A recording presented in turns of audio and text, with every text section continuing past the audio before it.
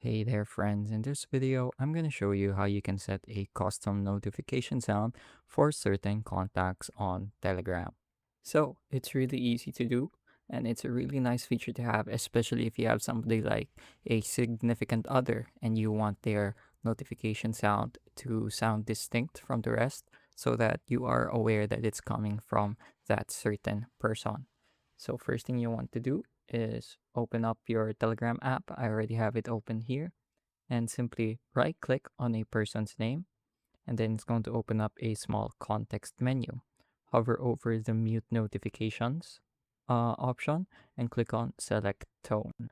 So here you can choose the tone used for the notification and you can even upload your own. So if you upload your own, you're given the option to look for a file. So let's say I want to do something quirky and use the Roblox that sound.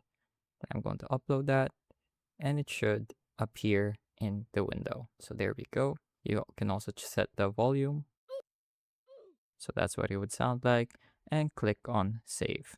I'm not going to be doing that because I don't particularly need a distinct notification sound, but that's how you would do it.